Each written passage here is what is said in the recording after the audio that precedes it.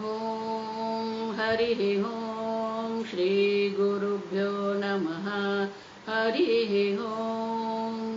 ॐ शन्नो मित्रशं वरुणः शन्नो भवत्वर्यमा शन्न इन्द्रो बृहस्पतिः शन्नो विष्णुरुक्रमः।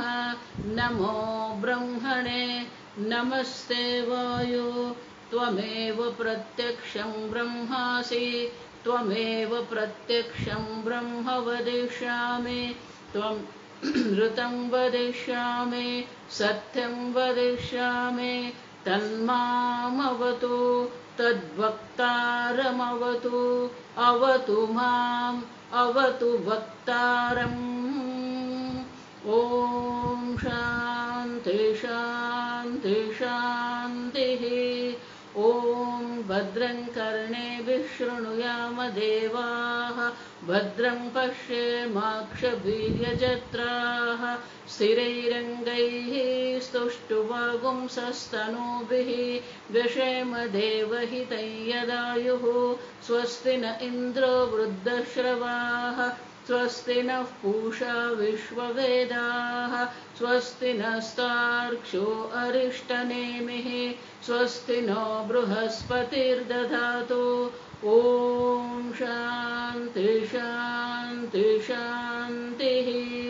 ॐ सहना भवतु सहनौ भुनक्तु सह वीर्यं करवावहै तेजस्विनावधीतमस्तु मा विद्विषावहै। ॐ शान्ति शान्ति शान्तिः। सदाशिवसमारम्भां शङ्कराचार्यमध्यमाम् अस्मदाचार्यपर्यन्तां वन्दे गुरुपरम्परां। श्रुतिस्मृतिपुराणानाम् आलयं करुणालयं नमामि भगवत्पादं शङ्करं लोकशङ्करं शङ्करं शङ्कराचार्यं केशवं बादरायणं सूत्रभाष्यकृतौ वन्दे भगवन्तौ पुनः पुनः। ईश्वरो गुरुरात्मेति मूर्तिभेदविभागिने व्योमवद्व्याप्तदेहाय दक्षिणामूर्तये नमः। निधये सर्वविद्यानां विशदे भवरोगिणां गुरवे सर्वलोकानां दक्षिणामूर्तये नमः। ॐ नमः प्रणवार्थाय शुद्धज्ञानैकमूर्तये निर्मलाय प्रशान्ताय दक्षिणामूर्तये नमः। मंगल। ॐ नमः श्रीशङ्करानन्द गुरुपादाम्बुजन्मने। ॐ नमः श्रीशङ्करानन्द गुरुपादाम्बुजन्मने।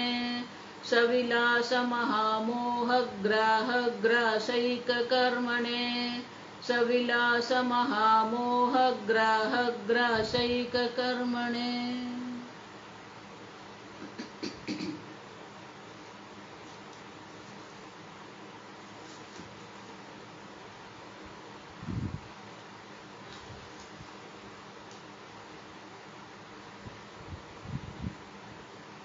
पंचदशी दूसरा प्रकरण श्लोक नंबर 1। सदद्वैतं श्रुतं यत्तत् सदद्वैतं श्रुतं यत्तत् पंचभूतविवेकतः बोद्धुं शक्यं ततो भूत पंचकं प्रविविच्यते। बोद्धुं शक्यं ततो भूत पंचकं प्रविविच्यते।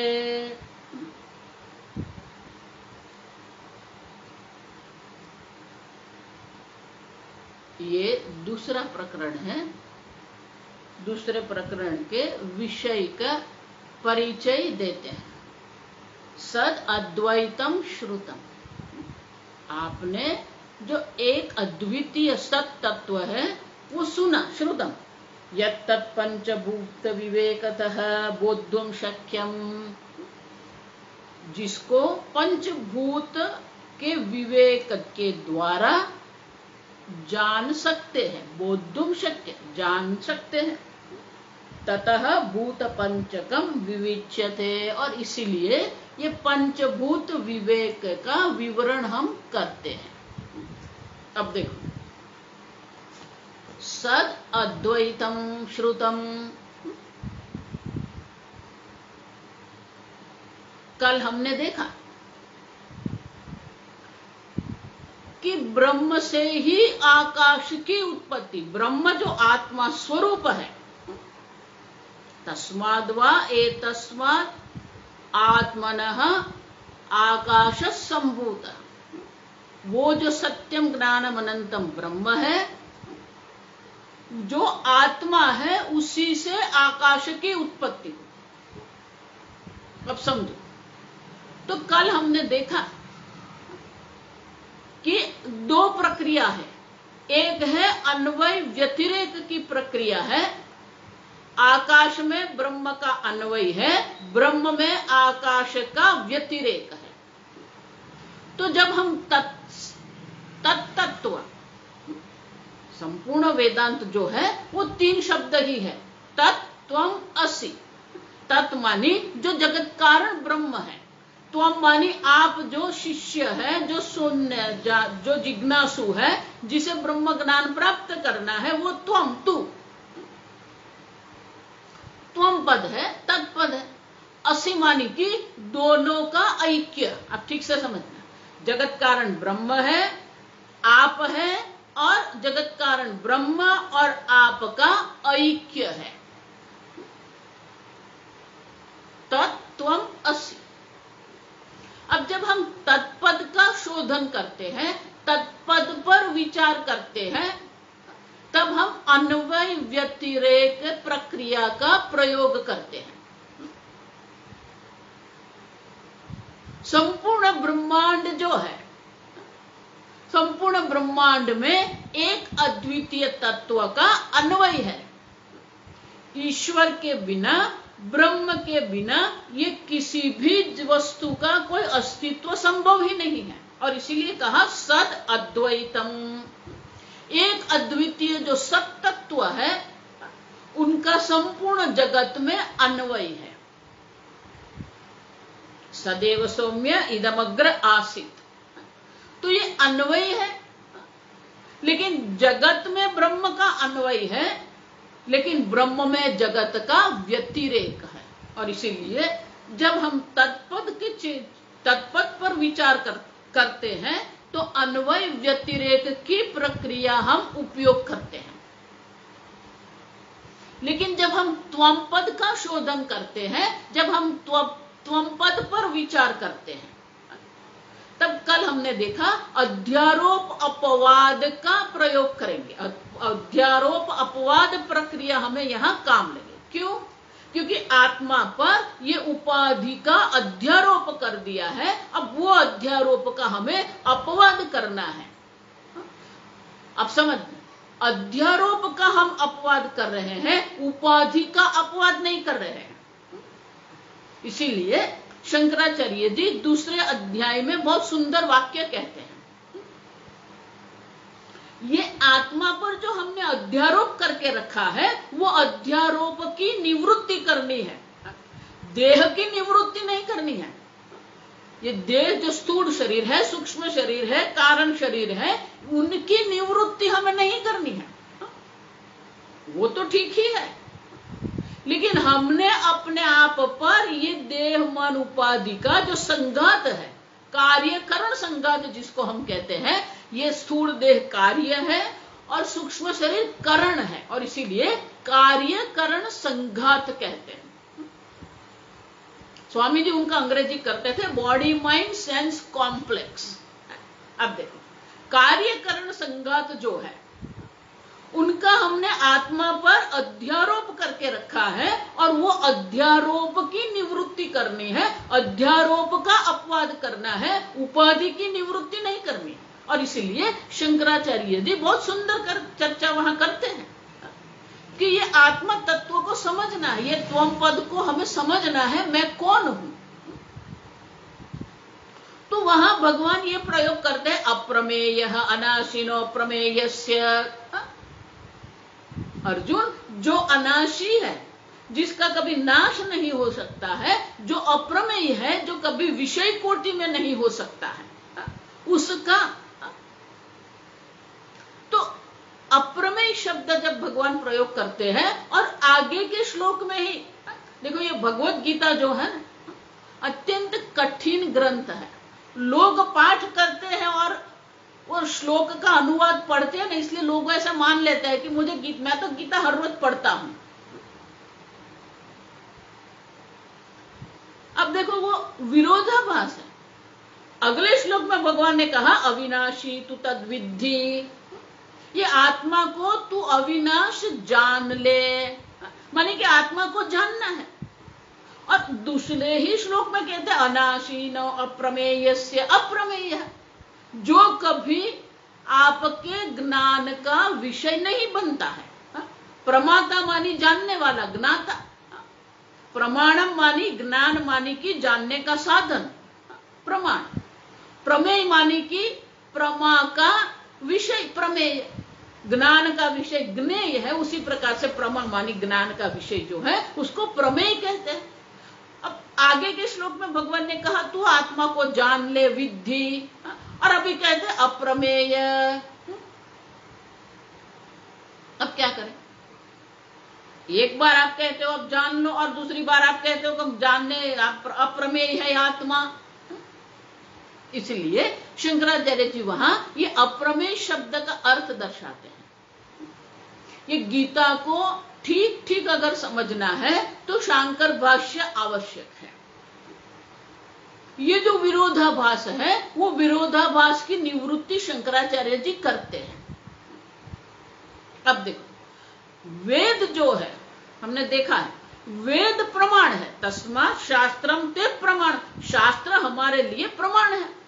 जो वस्तु हम प्रत्यक्ष प्रमाण से नहीं जान सकते, जो वस्तु हम परोक्ष प्रमाण से नहीं जान सकते, उनके लिए प्रमाण तो कौन है? ज्ञान का साधन कौन है? वेद प्रमाण है। और ये तत्व ज्ञान के लिए भी प्रमाण वेदांतो नाम उपनिषद प्रमाणम। तो ये उपनिषद जो है, जो भगवत गीता है, शास्त्र है, वो प्रमाण है। तो अब समझो, अब हम क्या कहते हैं? प्रत्यक्षेण अनुमित्या वा यस्तु उपायन विद्यते। जो प्रत्यक्ष प्रमाण से नहीं जान सकते, जिसको हम परोक्ष प्रमाण से नहीं जान सकते, उनके लिए वेद प्रमाण है।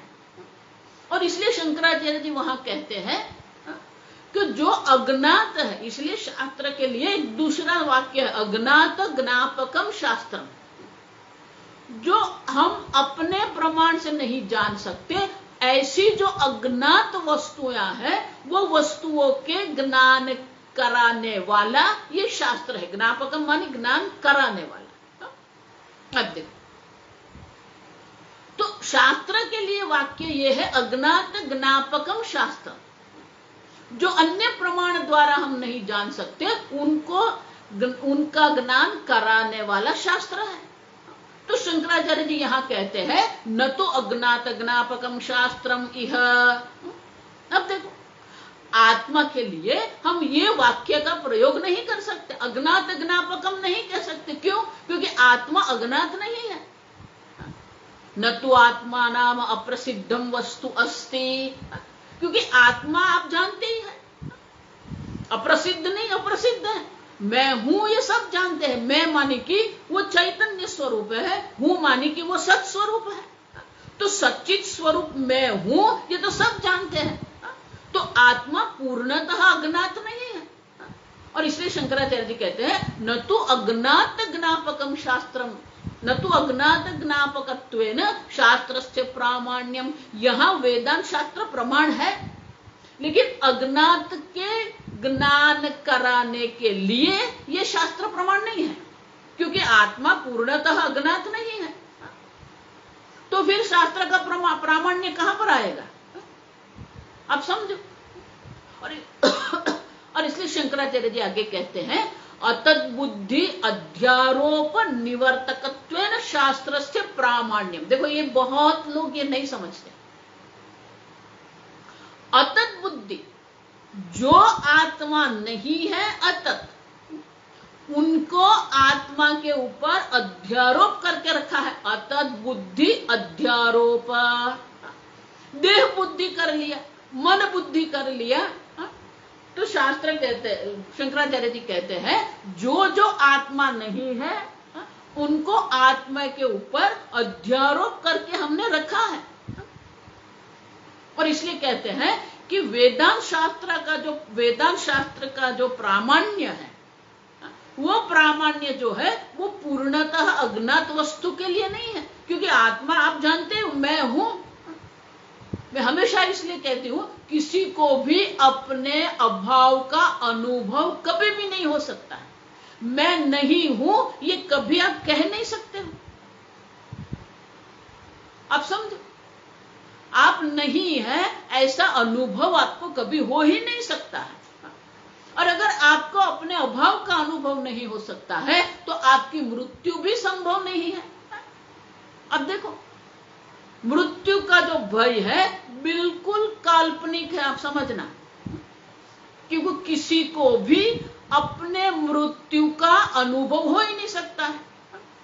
अगर आपको आपकी मृत्यु का अनुभव ही नहीं हो सकता है तो आपकी मृत्यु तो कैसे संभव है? आप समझो, क्योंकि आप हैं और आपके अभाव का अनुभव कभी संभव ही नहीं है। और इसीलिए आत्मा पूर्णतः अज्ञात नहीं है। और इसलिए शंकराचार्य जी कहते हैं तो वेदांत प्रमाण कहां पर काम करता है? अतद्बुद्धि अध्यारोप निवर्तकत्वेन, जो आत्मा नहीं है उसको आत्मा मानने का जो हमने अध्यारोप करके रखा है वो अध्यारोप की निवृत्ति करनी है। अतत धर्म अध्यारोप जो है, अतत धर्म की निवृत्ति नहीं करनी है। अतत धर्म मानी कि जो आत्मा नहीं है, देह आत्मा नहीं है, इंद्रिय आत्मा नहीं है, मन आत्मा नहीं है, ये सब आत्मा नहीं है। लेकिन वो अतत धर्म जो है उनकी निवृत्ति नहीं करनी है। अतत धर्म अध्यारोप निवर्तकत्व, वो अध्यारोप का निवर्तन करने वाला है, इसलिए वेदांत शास्त्र प्रमाण है। अब देखो, तो जब हम अध्यारोप अपवाद की जो चर्चा करते हैं उसमें त्वम पद का जब हम शोधन करते हैं तो उसमें अध्यारोप अपवाद की प्रक्रिया हम उपयोग करते हैं। वो अध्यारोप अपवाद की जो प्रक्रिया है वो बिल्कुल मानसिक है। आपने अपने आप को देह मान लिया और इसलिए देह के जो कर्म है वो अपने कर्म मान लिया। अब देखो, तीन प्रकार के हैं। देहादि से जो कर्म हो रहे हैं वो कर्तृत्व का अध्यारोप कर लिया। मन में जो सुख दुख का जो भोग हो रहा है वो भोक्तृत्व का अध्यारोप आपने कर लिया। बुद्धि में जो ज्ञातृत्व है वो ज्ञातृत्व का आपने अध्यारोप करके रखा है। तो कर्तृत्व का अध्यारोप है, भोक्तृत्व का अध्यारोप है और ज्ञातृत्व का अध्यारोप करके रखा है। तो वो जो अध्यारोप है उनकी निवृत्ति करनी है, ये देह मन बुद्धि की निवृत्ति नहीं करनी है। और इसीलिए त्वम पद शोधन के लिए हमें अध्यारोप अपवाद की प्रक्रिया का उपयोग करना है। और जब जगत की हम चर्चा करते हैं, जगत कारण ब्रह्म की हम चर्चा करते हैं, तब अन्वय व्यतिरेक की प्रक्रिया का उपयोग करना है। और इसलिए दोनों प्रक्रिया हमें आवश्यक है। मात्र अन्वय व्यतिरेक से भी आपको ऐक्य ज्ञान नहीं हो सकता है, मात्र अध्यारोप अपवाद से भी ज्ञान नहीं होगा। दोनों प्रक्रिया से ही हम तत्पद का शोधन करेंगे, त्वम पद का शोधन करेंगे, तब हमने दोनों का ऐक्य का ज्ञान हो सकता है। और इसीलिए ये पंचभूत विवेक जो प्रकरण है उसमें ज्यादातर ये अन्वय व्यतिरेक की प्रक्रिया हमें देखने को मिलेगी। क्योंकि यहाँ पंच महाभूत की जो जो हमने अन्वय करके रखा है। अब देखो, कल देखा हमने कि पृथ्वी है, वो वही पृथ्वी रूप जो ब्रह्म है, उसी से औषधि की उत्पत्ति होती है। औषधि रूप जो ब्रह्म है उसी से अन्न की उत्पत्ति होती है। अन्न रूप जो ब्रह्म है उसी से ये अन्नमय देह की उत्पत्ति होती है। तो ये देह जो है वो ब्रह्म है, लेकिन ब्रह्म देह नहीं है। और इसीलिए विद्यायन मुनि कहते हैं जो जगत कारण सद अद्वैत तत्व है, वो अद्वैत तत्व पर ये जो हमने रखा है, यत् पंच भूत विवेकतः बोद्धुम शक्यम, ये एक अद्वितीय सत तत्व जो है उनको हम पंच महाभूत के विवेक के द्वारा हम जान सकते हैं, उनको जान सकते हैं, बोद्धुम शक्यम। और इसीलिए हम पंच महाभूत विवेक का आरंभ कर रहे हैं। अब ठीक से समझो, तो ये एक अद्वितीय जो तत्व जो है, अप्रमेय भगवान ने क्यों कहा है? क्योंकि कभी भी आत्मा विषय कोटि में आ सकता ही नहीं है। आत्मा वो है जो सबको जानने वाला है, उनको जानने वाला कोई है ही नहीं। अब समझो, जैसे ये आंख है आपकी, आपकी जो चक्षुरेंद्रिय है, संपूर्ण विश्व को देखने वाली जो चक्षुरेंद्रिय है वो अपने आप को नहीं देख सकती, अपने आप का विषयीकरण वो नहीं कर सकती है। तो अगर आपको अपने आंख को देखना है तो क्या करना पड़ेगा? दर्पण की आवश्यकता है आपको। ये जो आपका मुख है, ये जो आपकी चक्षुरेंद्रिय है, वो चक्षुरेंद्रिय के दर्शन करना है तो आपको मिरर, दर्पण की आपको आवश्यकता है। उसी प्रकार से ये आत्मा जो ब्रह्म है वो कभी भी विषय कोटि में नहीं आ सकता है। और इसीलिए शास्त्रम तु प्रमाणम, ये शास्त्र प्रमाण है। और शास्त्र प्रमाण कैसे काम करता है हम आगे देख के गए सब,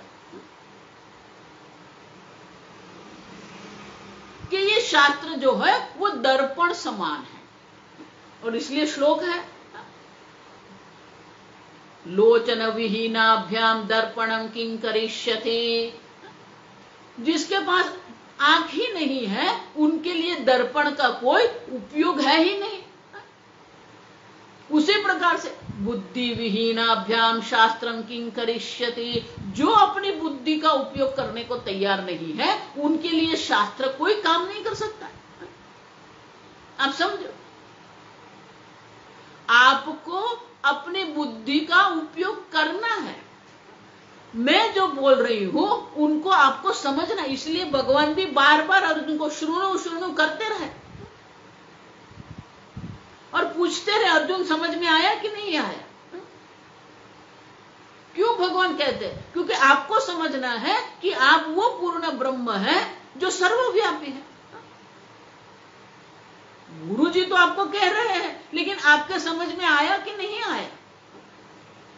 और इसीलिए कहते हैं कि शास्त्र तो प्रमाण है, गुरु जी उपदेश भी कर रहे हैं, लेकिन हम अपनी बुद्धि का ही उपयोग नहीं करेंगे तो ये ज्ञान कभी हो ही नहीं सकता। अब देखो, एक सीधा सादा एक तर्क है। जहां समस्या होती है वहीं पर हमें समाधान करना पड़ता है। वो कथा है ना, एक दादी माँ थी। वो दादी माँ अकेले रहती थी, कोई बच्चे थे नहीं, पति गुजर गए थे। तो आसपास के जो लोग होते थे उनके कपड़े में कुछ सिलाई करना है, छोटे मोटे सिलाई का वो काम करके अपना जीवन व्यतीत करती थी वो। अब एक दिन क्या हुआ, उनकी सुई जो है वो गुम हो गई। अब शाम हो गई, अंधेरा हो गया, तो रास्ते पर जो लाइट थी वो लाइट के नीचे वो सुई ढूंढ रही थी। वहां से 3-4 लड़के युवान वो जा रहे थे। उन्होंने देखा कि ये दादी माँ जो है कुछ ढूंढ रही है। तो पूछ लिया माँ क्या क्या ढूंढ रहे हो आप? तो बेटा वो सुई है ना, वो गिर गई है, वो मिलती नहीं है।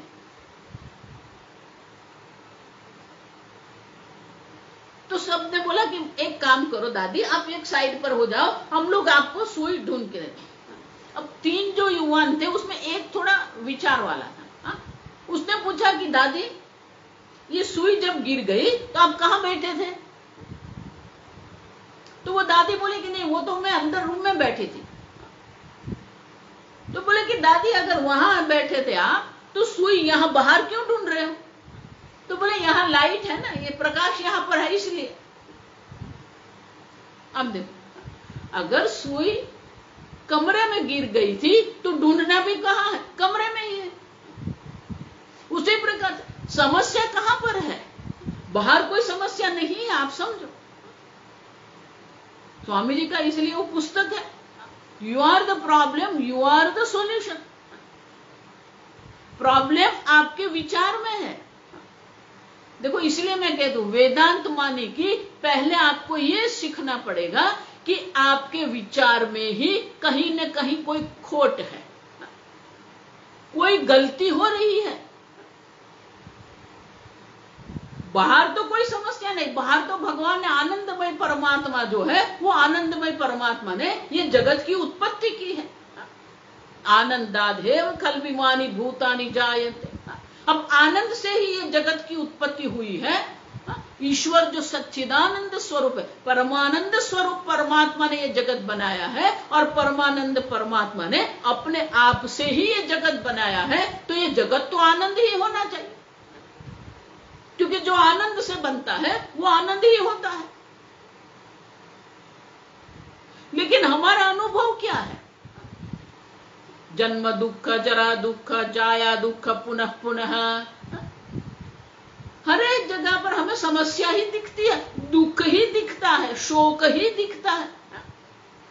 और इसीलिए जगत में कोई समस्या नहीं है, जो समस्या है वो हमारी समझ में है।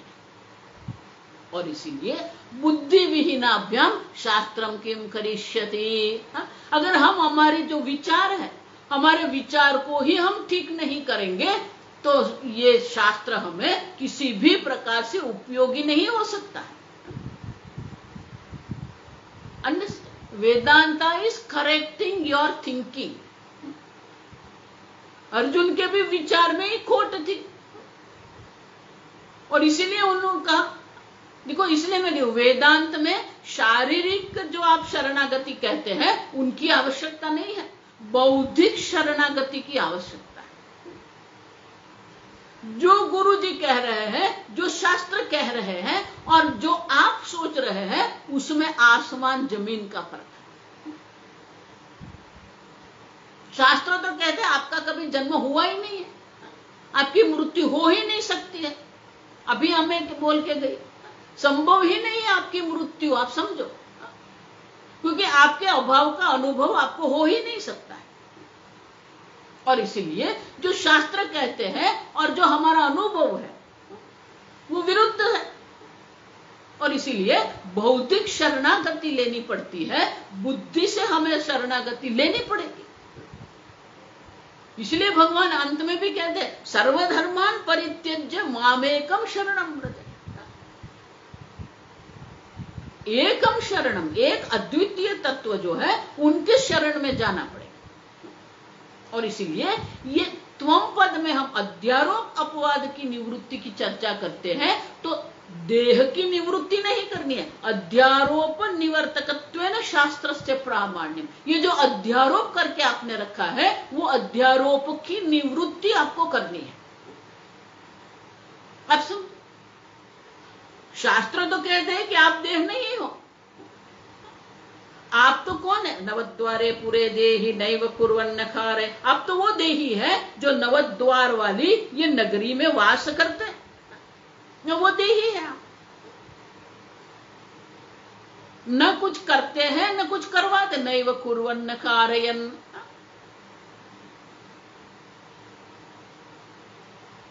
आप सब, और इसीलिए शास्त्र तो कहते हैं कि आप देह है ही नहीं, लेकिन आपको कहना पड़ेगा ना, मैं देह नहीं हूं, ना हम देह, ना हम इंद्रियाणि, ना हम मनः, ना हम बुद्धि।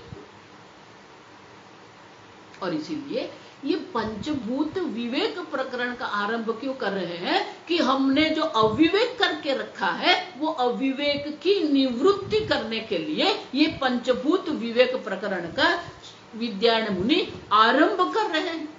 क्योंकि तत्व जो है वो तो क्या है, सद अद्वैतम श्रुतम, जो यहां जो कुछ भी है वो एक अद्वितीय तत्व मात्र है। सदैव सौम्य इदमग्र आसीत। देखो ये छांदोग्य उपनिषद है। छांदोग्य उपनिषद में याज्ञ उद्दालक मुनि अपने पुत्र श्वेत केतु को उपदेश करते हैं। तो ये श्वेत केतु कौन है? अत्यंत तेजस्वी बालक है। जब वो 12 वर्ष का हुआ तो पिताजी ने उसको गुरुकुल में रखा। देखो ये बहुत समझने की बात है। 12 वर्ष तक अपने बच्चे को कभी अपने से अलग नहीं करना है, और 12 वर्ष के बाद अलग अवश्य करना है। अब देखो, अब वो 12 वर्ष गुरुकुल में रहा श्वेत केतु, अत्यंत तेजस्वी बालक है। जो भी गुरुजी ने सिखाया बहुत अच्छी तरह वो सीख के आया। लेकिन जब वो सीख के आया, जब अध्ययन करके वापस आया उच्चमान है, तो उनके अंदर एक अभिमान आ गया था, मैं तेजस्वी हूं, मैं बुद्धिमान हूं, मैं विद्वान हूं, मैं पंडित हूं। तो 12 वर्षों के बाद जब वो वापस आया तो उद्दालक मुनि ने देखा कि बेटे में अहंकार आ गया है। अब वो अहंकार की निवृत्ति करना है। इसलिए एक दिन उद्दालक मुनि ने उनको बुलाया और एक प्रश्न पूछा, क्या आपने आपके गुरुजी से ये पूछा था,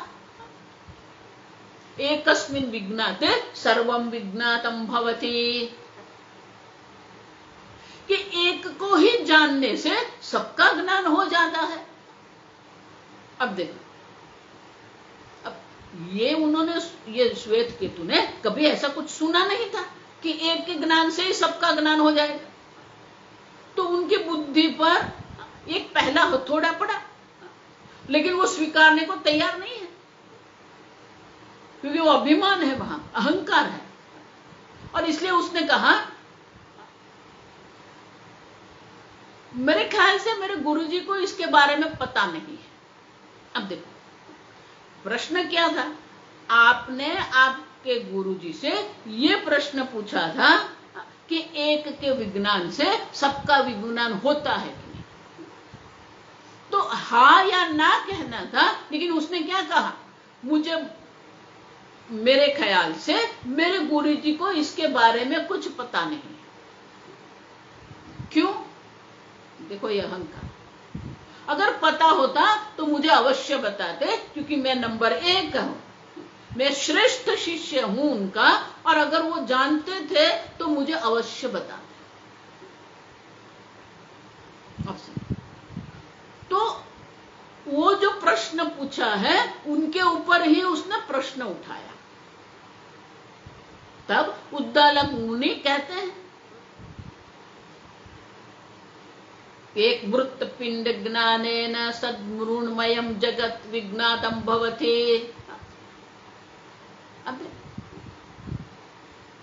एक मिट्टी के ज्ञान से जितने भी मिट्टी के बर्तन हैं सबका ज्ञान हो जाता है। एक सुवर्ण ज्ञानेन सर्व सुवर्णमयम् जगत् विज्ञातम् भवति।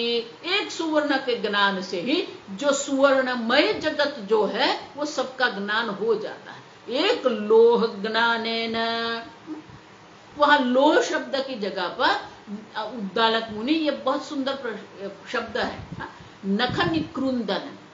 आप मत समझना कि नेल कटर उनके हैं, हमारा ही है। एक नख निकृंदन ज्ञानेन सर्वलोहमयम् जगत् विज्ञातम् भवति। अब देखो, अब जब दृष्टांत दिया तो श्वेत केतु के मन में समझ आ गई कि हाँ ऐसा कुछ है तो सही। पिताजी कह रहे हैं और दृष्टांत से भी बता दिया कि एक मिट्टी के ज्ञान से संपूर्ण मृणमय जगत का ज्ञान हो जाता है। तब वो पूछता है कि वो क्या है। अब तब याज्ञवल्क मुनि कहते हैं सदैव सौम्य इदम अग्र आसीत एकम एव अद्वितीयम वाचारंभणम विकारो नामधेयम मृत्तिकेत्येव सत्य। अब देखो एक सद वस्तु है जो अद्वितीय है। अद्वितीय माने उनसे अन्य कुछ है ही नहीं। सदैव सौम्य इदम अग्र आसीत एकम एव अद्वितीयम। इदम जगत सद एव आसीत। ये जगत सृष्टि के पहले सद मात्र थी, मात्र था। ये जगत सृष्टि के पहले सद मात्र था। और वो सद क्या है? एक एव अद्वितीय। अब एक माने कि न विजातीय है, द्वितीय माने न सजातीय है, न स्वतः भेद है। एक एव अद्वितीय माने कि न विजातीय भेद है, न सजातीय भेद है, न स्वगत भेद है। सत वस्तु मात्र है। तो फिर ये जो जगत का अनुभव हम कर रहे हैं, विविध प्रकार के नाम रूप का हम अनुभव कर रहे हैं, वो क्या है? वाचारंभणम विकारो नामधेयम। ये जो नाम आपकी जिह्वा पर है, वाग आलंबनम, आपकी जिह्वा पर ये घट शब्द है, लेकिन बाहर देखते हैं तो क्या है? मृत्तिकेत्येव सत्यम। बाहर देखेंगे तो मिट्टी मात्र है। और इसीलिए ये संपूर्ण विश्व सद एव आसीत।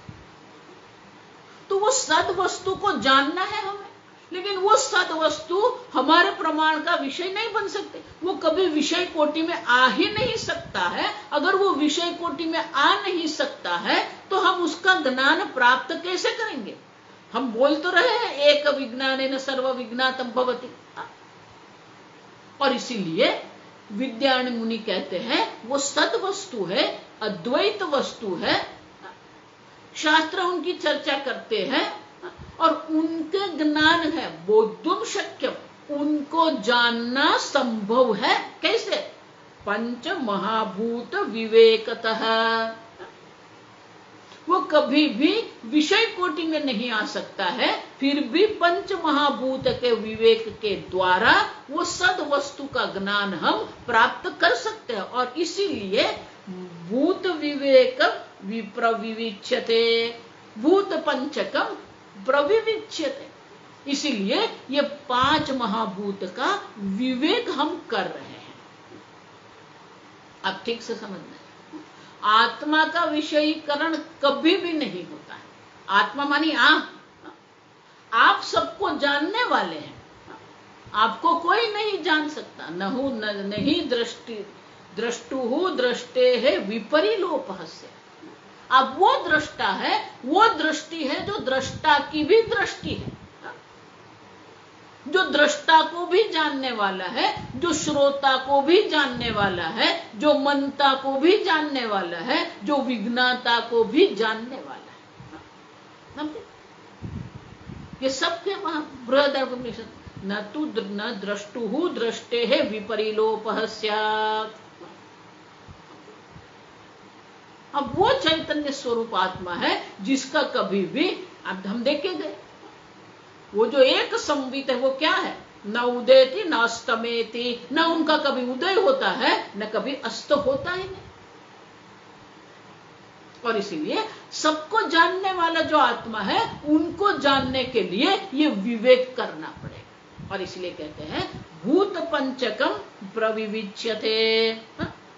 ये भूत पंच जो पांच महाभूत है उनका विवेक हम करेंगे। लेकिन ये पांच महाभूत है क्या? आगे का श्लोक हम पढ़ते हैं। शब्द स्पर्श रूप रसो गंधो भूत गणा इमे शब्द स्पर्शौ रूप रसौ गंधो भूत गणा इमे एक द्वि त्रि चतुः पंच गुणा व्योमादिषु क्रमात् एक द्वि त्रि चतुः पंच गुणा व्योमादिषु क्रमात्।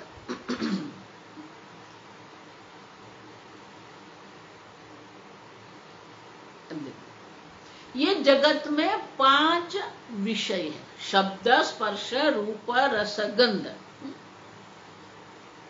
भूत गुणा, ये एक एक भूत का गुण है।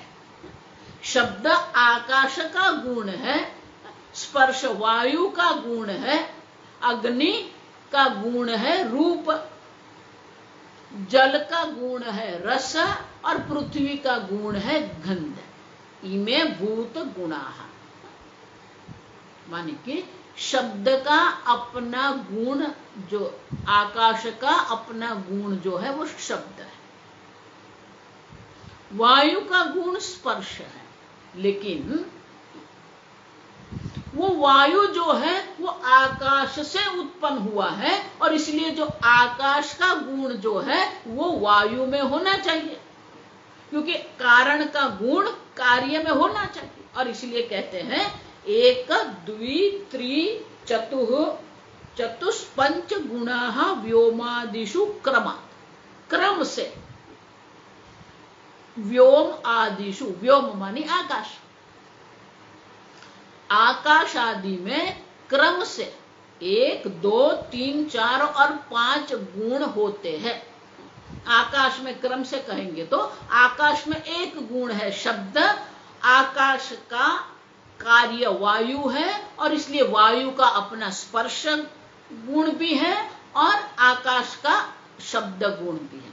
वायु से अग्नि की उत्पत्ति हुई, अग्नि का अपना गुण रूप है और उनके जो कारण है आकाश और वायु दोनों का गुण भी अग्नि में है। इसलिए अग्नि में कितने हुए? वायु में 2 है, अग्नि में 3 गुण है, शब्द स्पर्श रूप। अब अग्नि से जल की उत्पत्ति हुई, जल का अपना गुण रस है और आगे के 3 पंचमहाभूत जो कारण है उनके गुण भी कार्य जल में है और इसलिए जल में 4 गुण है, शब्द स्पर्श रूप रस। वही जल से अद्य पृथ्वी, वो जल से ही पृथ्वी की उत्पत्ति हुई, पृथ्वी का अपना गुण गंध है और 4 जो पंचमहाभूत उनके कारण है वो 4 कारण के गुण भी पृथ्वी में है और इसलिए पृथ्वी में 5 प्रकार के गुण है, शब्द स्पर्श रूप रस और गंध। इसलिए क्रम से अगर हम देखेंगे तो आकाश में 1 गुण है, वायु में 2 गुण है, अग्नि में 3 गुण है, जल में 4 गुण है और पृथ्वी में 5 गुण होते हैं। अब ठीक है, अब देखो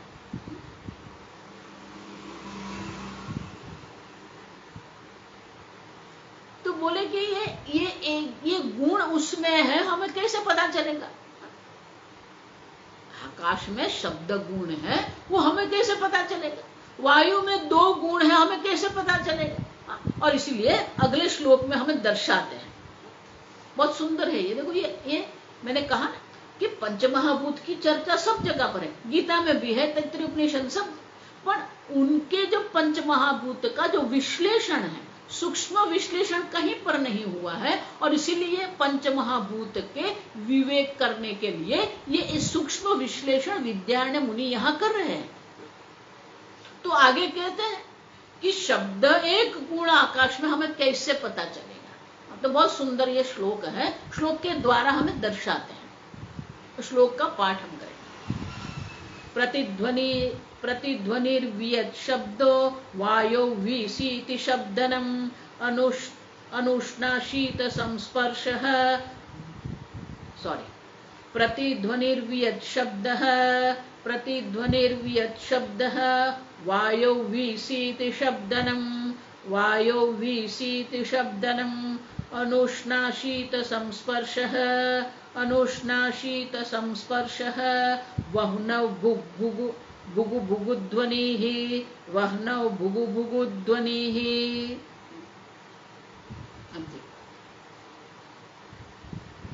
प्रतिध्वनि ही वियत शब्द। देखो ये बहुत सुंदर है।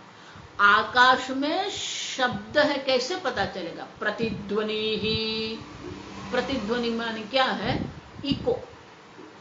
अब तो ये शब्द जो है, ये जो प्रतिध्वनि होता है वो कहां होता है? आकाश में। तो आकाश में जो प्रतिध्वनि का हम अनुभव करते हैं, उससे हमें समझ में आता है कि शब्द उनका गुण है।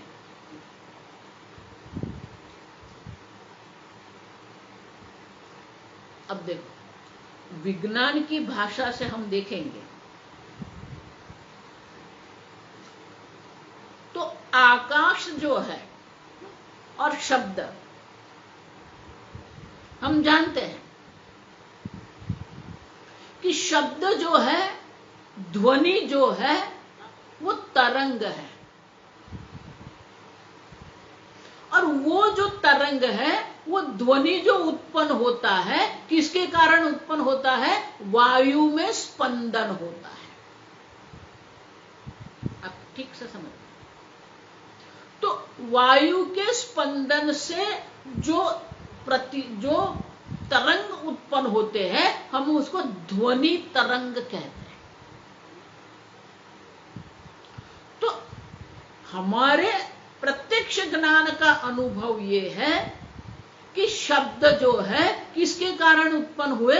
वो वायु में जो स्पंदन हुआ उनके कारण। और इसीलिए ये प्रश्न हो सकता है कि आप कैसे कहेंगे कि आकाश का गुण शब्द है? क्योंकि आकाश जो है, आप ये पृथ्वी के वातावरण से आप बाहर जाएंगे, वहां कोई ध्वनि है? वहां ध्वनि नहीं है, क्योंकि वो स्पंदन नहीं है। वहां पर जो ध्वनि हम जानते हैं वो स्पंदन है। और अवकाश जहां पर है, जहां वायु नहीं है, तो वहां स्पंदन नहीं है। तो हमारे मन में ये प्रश्न रहेगा कि आप आकाश का गुण शब्द कैसे कहते हैं? और इसीलिए शास्त्र में ऐसे उत्तर देते हैं, उसको कहते हैं शेष न्याय कहते हैं। शेष न्याय मानी वो बाकी रह गया। पृथ्वी का गुण गंध है, वो तो स्पष्ट है हमें। जल का गुण रस है, क्योंकि जल के बिना स्वाद नहीं होता है, तो वो भी स्पष्ट है, प्रत्यक्ष है। स्पष्ट माने प्रत्यक्ष है। अग्नि है, जहां रूप और रंग है, वो भी स्पष्ट है। वायु में स्पर्श होता है, वो स्पर्श जो वायु का गुण है, वो भी स्पष्ट है, प्रत्यक्ष है।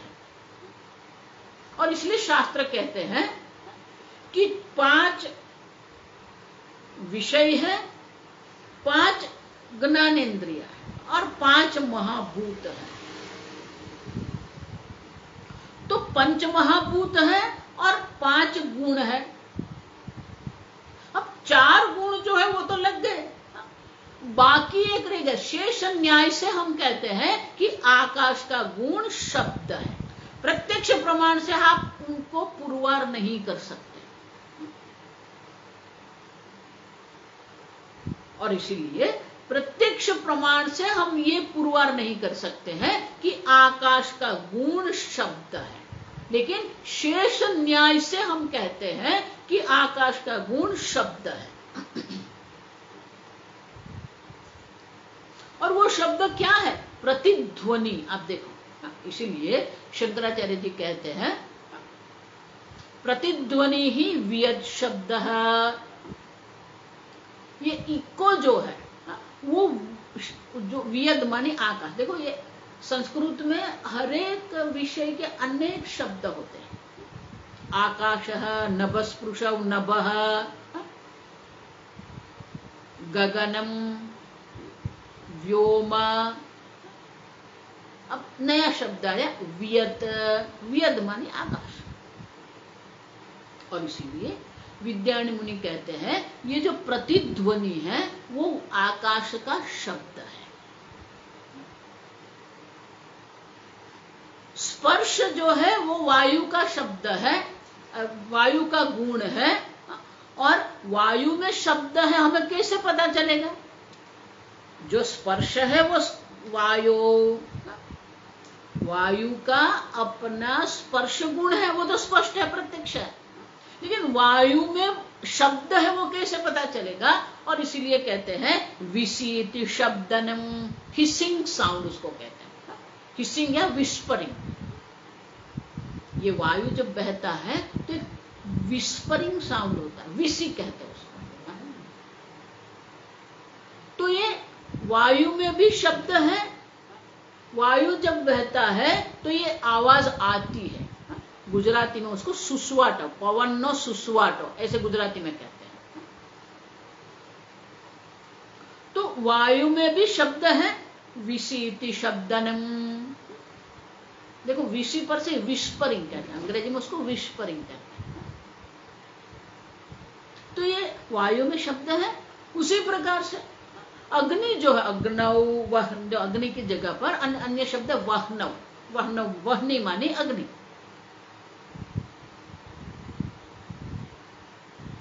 तो अब अग्नि जो है, अग्नि का रूप जो गुण है वो तो स्पष्ट है, लेकिन बाकी के जो दो गुण है शब्द और स्पर्श, वो कैसे हम जानेंगे? तो इसीलिए कहते हैं कि अग्नि में भी क्या है? अनुष्ण शीत स्पर्श है। अग्नि में भी शीत और उष्ण का स्पर्श है। और भुगु भुगु ध्वनि ही, देखो बहुत सुंदर शब्द है ये। अग्नि में जो शब्द होता है वो अग्नि का शब्द क्या है? भुगु भुगु। अब देखो कहीं बड़ा फर्नेस होता है, वहां जब अग्नि, ये जैसे पहले हमारे ये अग्नि रथ था, हमारा ये कोयले से चलता हुआ ट्रेन का जो इंजन था, उसमें बहुत सारा कोयला जब हम डालते हैं तो ये भुग भुग आवाज आती है। जब ज्वाला निकलती, अग्नि की ज्वाला निकलती है तो ये भुग भुग आवाज आती है। और इसलिए कहते हैं कि अग्नि में भी शब्द है। वो शब्द क्या है? भुगु भुगु ध्वनि है। तो अग्नि में ये अग्नि का अपना रूप गुण तो है ही, लेकिन ये भुगु भुगु ध्वनि भी वहां हम सुनते हैं। और उष्ण शीत ऐसा स्पर्श का भी हम अनुभव अग्नि में करते हैं। और इसीलिए अग्नि में 3 गुण होते हैं, शब्द, स्पर्श और रूप।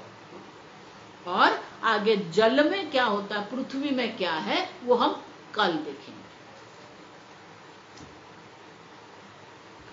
ओम स्वस्ति प्रजाभ्यः परिपालयन्ताम् न्यायेन मार्गेण महिं महिषाः गोब्राह्मणेभ्यः शुभमस्तु नित्यं लोकाः समस्ताः सुखिनो भवन्तु काले वर्षतु पर्जन्यः पृथिवी सस्यशालिनी देशोऽयं क्षोभरहितः ब्राह्मणाः सन्तु निर्भयाः ओम सर्वेषां स्वस्तिर्भवतु सर्वेषां शान्तिर्भवतु सर्वेषां पूर्णं भवतु सर्वेषां मङ्गलं भवतु सर्वे भवन्तु सुखिनः सर्वे सन्तु निरामयाः सर्वे भद्राणि पश्यन्तु मा कश्चित् दुःखभाग् भवेत् असतो मा सद्गमय तमसो मा